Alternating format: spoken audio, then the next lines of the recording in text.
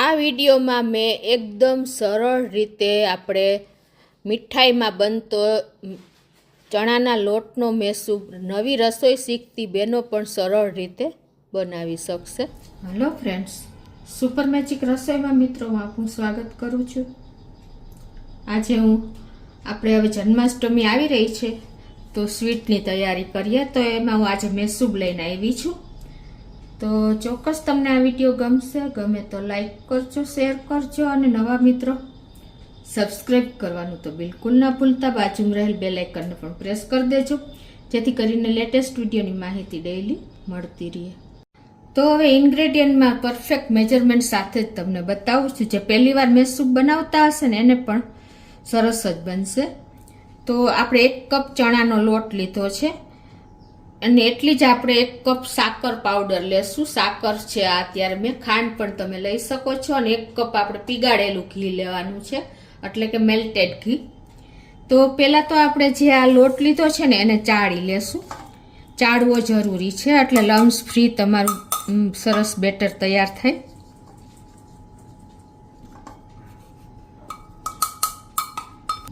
હવે જો આપણા 1 કપ બેસનમાં આપણે એની સામે 1 કપ ઘી લેવાનું છે. તો જો આ 1 કપ ઘી આપણે સહેજ મેલ્ટેડ જ લીધું છે. તમારે એ મેલ્ટ કરેલું જ લેવાનું છે. અને એમાંથી હવે આપણે જે આ ચણાનો લોટ લીધો છે ને એમાં અડધું ઘી નાખીને અને એનું સરસ બેટર તૈયાર કરી લેશું. અડધો કપ નાખી દેશું આપણે.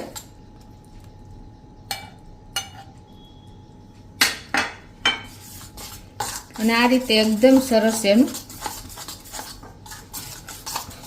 ઘી અને ચણાના લોટનું બેટર મિક્સ કરી લેશું.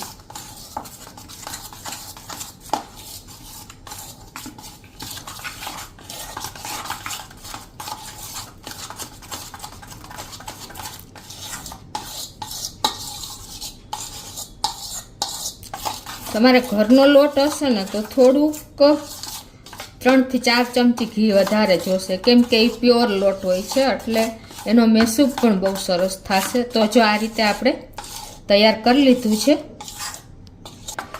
હવે આપણે જેટલું લોટ અને જેટલું ઘી લીધું ને એટલી જ આપણે સાકરનો મેં ક્રમ્બલ કર્યું છે એ લઈ લેશું. તમે ગળ્યું ખાતા હોય એ પ્રમાણે થોડુંક વધઘટ કરી શકો છો.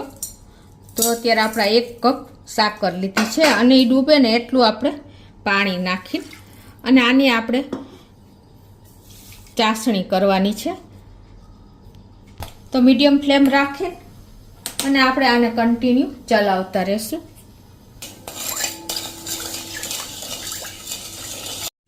તો આ રીતે જો આપણી સાકર ઓગળી ગઈ છે અને તમે આવી રીતે એક પ્લેટમાં તમારે ચેક કરી લેવાનું એક ટીપું નાખીને. અને પછી તમારે જો આ રીતે ચેક કરશો ને તાર તૂટી જાય ને એવો આપણે એક તારી ચાસણી કરવાની છે. તો આપણી ચાસણી પણ થઈ ગઈ છે. તો હવે આપણે જે આ લિક્વિડ બનાવ્યું છે ને ઘી અને ચણાના લોટનું એ આપણે આમાં નાખી દેશું. અને ગેસની ફ્લેમ અત્યારે આપણે થોડીક વાર સ્લો કરી નાખી છે.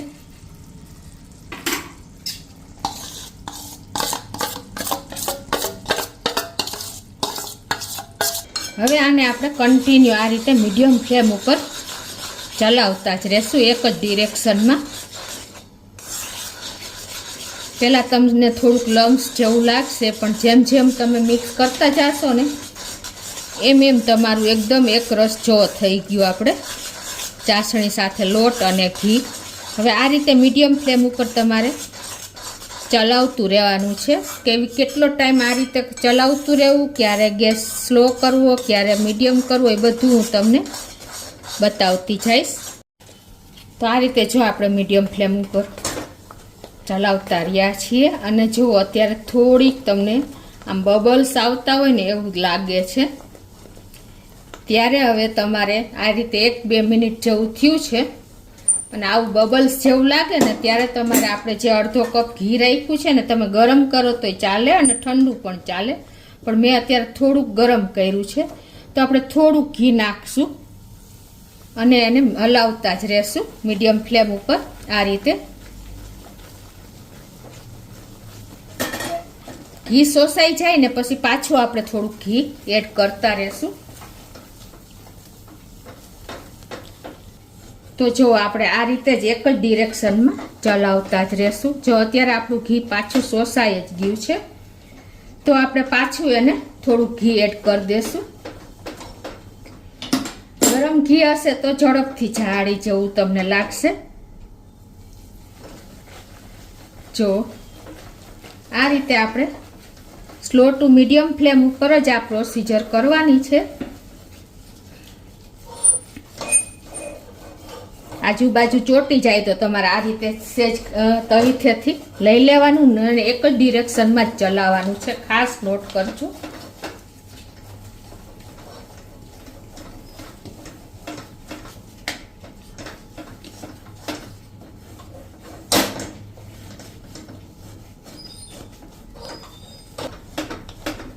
જો પાછું આપણું ઘી શોષાઈ ગયું છે તો હવે પાછું આપણે એટલું ઘી વધ્યું છે એટલું નાખી દેશું.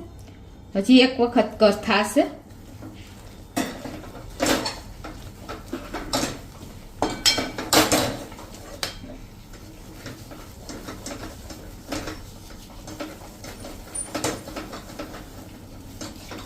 આજુબાજુથી તમારે જે આપણે લોટ ચોટતો જાય એ આ રીતે લેતો જવાનો છે અને ચલાવતું જવાનું છે.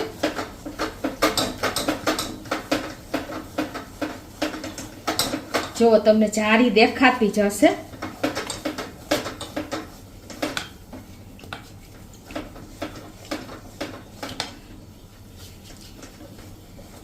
હવે આપણે થોડું ઘી બચ્યું છે એટલું ઘી હજી આપણે નાખી દેશું અને કન્ટિન્યુ તમારે ચલાવવામાં જરાય પણ ઢીલ નથી રાખવાની.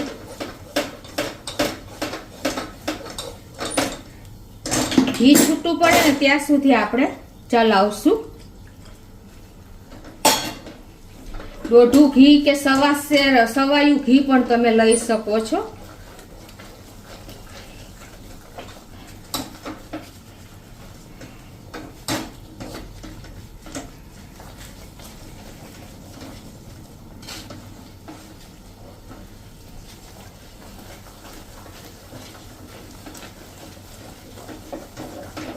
મિત્રો મેસૂબ બનાવવો સાવ ઈઝી છે. તમારે થોડીક કેર કરીને આ કરશો ને તો ગમે એવા લેડીઝ જે શીખાવશે ને એનો પણ મેસૂબ તો સરસ જ થશે. જો આપણે અત્યારે જારી તમને નજીકથી બતાવું કે તમને દેખાતી જ હશે જારી. જો દેખાય છે ને, જો કેટલી જારી પડી છે.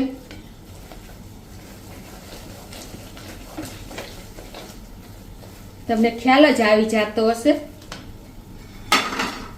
તો આ રીતે આપણે ઘી છૂટું પડી જ ગયું છે. જો અત્યારે અને જારી એટલી જ સરસ આવી ગઈ છે.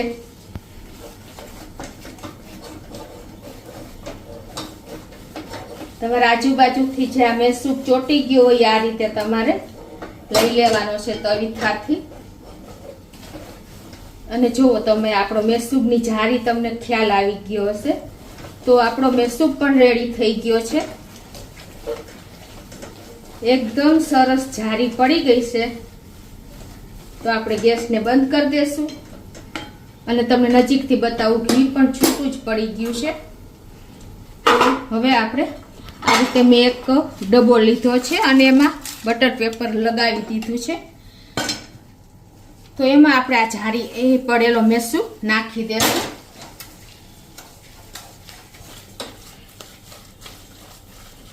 જો કેટલી જારી છે. તો હવે આપણે એને ઢાળી દેશું.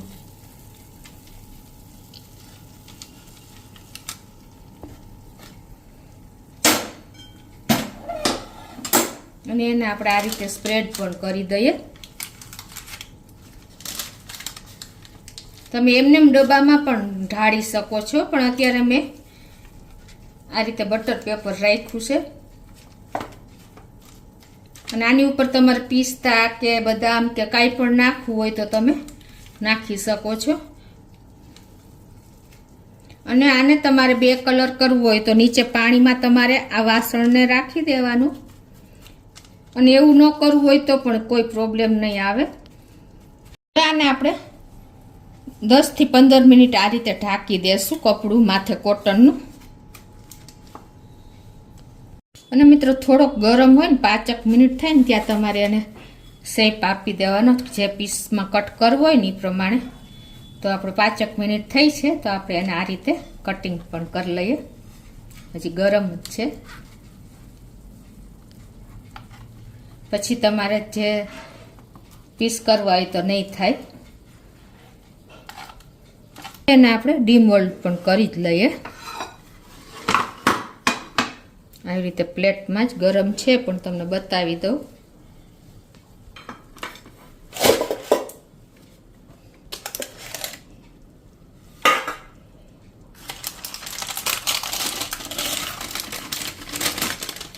જો મિત્રો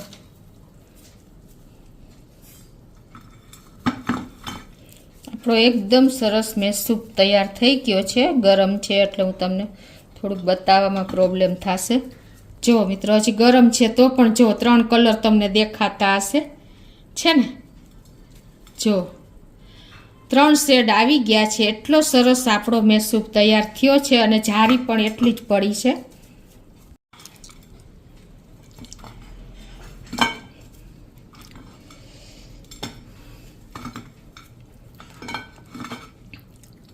તો આ રીતે તમે ઇઝીલી જે બિગનર્સ લોકો છે પહેલી જ વાર બનાવતા હશે ને એ પણ આટલો સરસ 3 શેડમાં એટલે કે 3 કલરમાં મેસૂબ તૈયાર કરી શકશે.